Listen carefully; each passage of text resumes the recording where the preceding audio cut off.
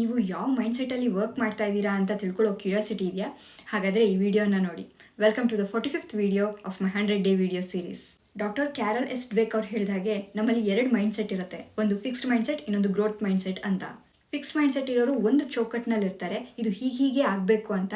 Growth mindset ಇರೋರು ಯಾವಾಗಲೂ growth ಕಡೆನೇ ಯೋಚನೆ ಮಾಡ್ತಾ ಇರ್ತಾರೆ. ಫಿಕ್ಸ್ಡ್ ಮೈಂಡ್ಸೆಟ್ ಇರೋರು ಹಾರ್ಡ್ ವರ್ಕ್ ಮಾಡೋದು, ಎಫರ್ಟ್ ಹಾಕೋದು, ಇದ್ರ ಮೇಲೆಲ್ಲ ನಂಬಿಕೆನೇ ಇರಲ್ಲ. ಇದೆಲ್ಲ ಲೋ ಕೆಪಾಸಿಟಿ ಇರೋವಂಥವ್ರು ಮಾಡೋವಂಥ ವಿಷಯ ಅಂತ ನಂಬಿರ್ತಾರೆ. ಅದೇ ಗ್ರೋತ್ ಮೈಂಡ್ಸೆಟ್ ಇರೋರು ಎಫರ್ಟ್ ಹಾಕಿದ್ರೆ ನಾವು ಗ್ರೋ ಆಗ್ಬೋದು ಅಂತ ನಂಬಿರ್ತಾರೆ. ಫಿಕ್ಸ್ಡ್ ಮೈಂಡ್ಸೆಟ್ ಇರೋರು ಅವ್ರ ಇಂಟೆಲಿಜೆನ್ಸು, ಎಬಿಲಿಟಿ ಇದೆಲ್ಲ ಅವ್ರ ಕರೆಂಟ್ ಸಿಚುವೇಶನ್ ಅಲ್ಲಿ ಹೇಗಿರುತ್ತೋ ಅದೇ ಪರ್ಮನೆಂಟು ಅಂತ ನಂಬಿರ್ತಾರೆ. ಅದೇ ಗ್ರೋತ್ ಮೈಂಡ್ಸೆಟ್ ಇರೋರು ಇಂಟೆಲಿಜೆನ್ಸ್ ಮತ್ತೆ ಎಬಿಲಿಟಿ ಅದೊಂದು ಕ್ವಾಲಿಟಿ, ಅದನ್ನು ನಾವು ಡೆವಲಪ್ ಮಾಡ್ಬೋದು ಅಂತ ನಂಬಿರ್ತಾರೆ. ಫಿಕ್ಸ್ಡ್ ಮೈಂಡ್ಸೆಟ್ ಇರೋರ ಬ್ರೈನು ಜಾಸ್ತಿ ಆಕ್ಟಿವೇಟ್ ಆಗೋದು ಈ ಗ್ರೇಡು, ಸ್ಕೋರ್ಗಳ ಬಗ್ಗೆ ಕೇಳಿದಾಗ. ಹಾಗೆ ಅವ್ರು ಹೊರಗಡೆಯಿಂದ ಪೀಪಲ್ ನನ್ನ ಹೇಗೆ ಜಡ್ಜ್ ಮಾಡ್ಬೋದು ಅಂತ ವರಿ ಮಾಡ್ಕೊಳ್ತಿರ್ತಾರೆ.